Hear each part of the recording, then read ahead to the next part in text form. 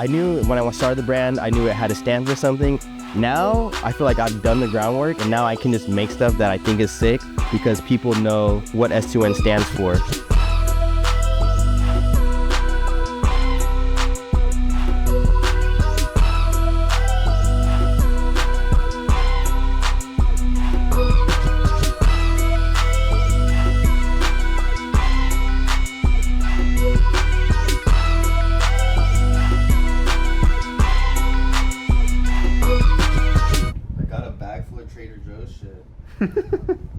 My name is Marcus Hinojos. I am the owner and designer of Second to None Limited, and I've been making clothes a little over 10 years now.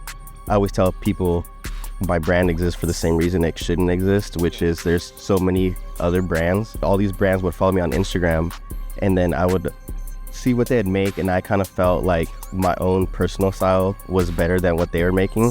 And I was like, all right, I'm gonna make this one hoodie, and then if this does good, I'm just gonna keep going. And I would just focus on graphics at the time. So I did a hoodie, and then I think 2 shirts, and they all sold out pretty quick. So then that's how I was like, all right, I'm just gonna keep doing this because I want to show people what real streetwear is. Real streetwear meaning like the homies, like I got like the street homies are wearing S2N, and then I got like the fashion homies are wearing S2N. Even more so now, that's kind of my mission. And yeah, that's just how I got to where I'm at now. What inspires me to keep creating and keep making clothes kind of goes back to me making and wanting to show people what's real. And that's kind of why I always like mess around when I'm like, bring gatekeeping back. Cause like, it's not like me being a dick or anything, but it's like, I mean it in the sense of like, bring it back because nothing is really sacred anymore. And it's kind of like the same effect. Like I want people to be like, oh, hey, what's up? Like, how do you know about S2N? And because I've only built it on just word of mouth for the most part. I've just recently started doing like more little social media campaigns and stuff like that. I want it to be something that you kind of go out of your way for. I want it to be meaningful to you rather than just like, oh, that shirt's sick, I'm gonna just wear it. And I feel like I've built a community in the sense of if people wearing S2N, they either know me or they know someone that knows me. Someone has had to put them on. It's very rare that someone just kind of like stumbles across it, and that's kind of why I make clothes too, because I want it to be something that you kind of go out of your way for. I want it to be meaningful to you rather than just like, oh, that shirt's sick, I'm gonna just wear it. At the time when I was starting S2N, I didn't really know of any other like Mexican brand owners or anything like that. The first brand that I seen doing like Mexican stuff or like Chicano based stuff was Born and Raised, but I didn't really see any other like Chicano iconography or symbolism or anything like that. So when I was making clothes, or when I first started making clothes, my family really didn't understand it. So I was like, all right, how can I make them understand what I'm making? So that's how I started introducing like Virgin Mary stuff. That was like the first 2 designs that my family were like, oh shit, like he's not just making clothes, like he's making stuff that we recognize. So they thought it was cool. When I just graduated high school, I made my first like Virgin Mary thing. And I think that was in either late 2014 or early 2015. So that was like the first Virgin Mary thing, and I didn't really see, I'm sure there was something, but I just wasn't exposed to it. But that was my way of showing that people like me could exist in the streetwear space. I don't think S2N is a Chicano brand. It's just like, I just happen to be Chicano and I make clothes. So I'm just gonna like naturally like just incorporate that stuff because that's what I know.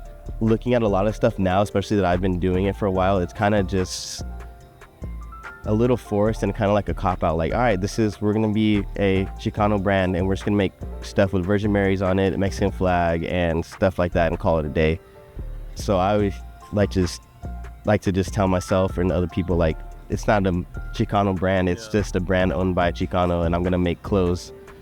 When I started the brand, I knew how I wanted it structured, and I wanted the hundreds, I wanted the Stussy, and I wanted a little bit of like polo, like Ralph Lauren like vibes in there, which I feel like I didn't really know how to go about that. like the polo stuff, but now I'm getting a little better. It's cut and sew. I didn't even know what the hell cut and sew was. I just knew I wanted that classy element of it. Yeah. It's kind of cool like to be like under the radar, because I can just pop out and drop something and it's still gonna be equally as relevant compared to like a bigger brand. They're gonna go on a roll for like a couple years, and then all of a sudden they're gonna slow down, and then they're gonna drop something new, and then people are gonna be like, y'all fell off. They're gonna Like, you can't fall off if you were never cracking, you know what I mean? Yeah. So my goal was never to be cracking, you know what I mean? I just wanted to make real clothes for real people. I don't want to be negative or anything, but I feel like sometimes like I'll see something and I'm like, damn, that shit's whack. Yeah. So I'm like, I gotta do something. Like I mentioned last time we met, like I was doing the women's stuff. So right now, like that's what I'm focused on, is like the women's stuff. There will be like weeks or months where I'm locked in, and then I won't do anything. And then there's weeks and months where I'll just be going ham.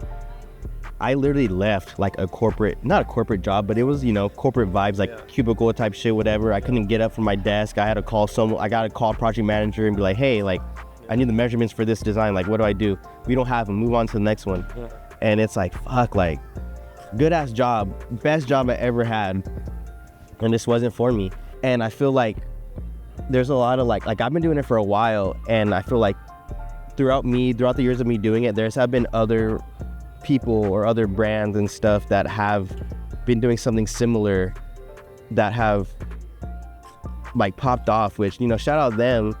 But I feel like I said, like I feel like I'm one of the very few people here that have been like true to this and started something that like means something, especially like the Valley. Like I've done a lot of shit. I worked with a lot of people. I've tried to work with a lot of people.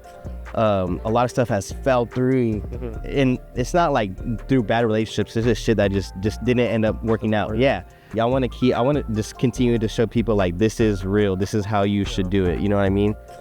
And that's pretty much it.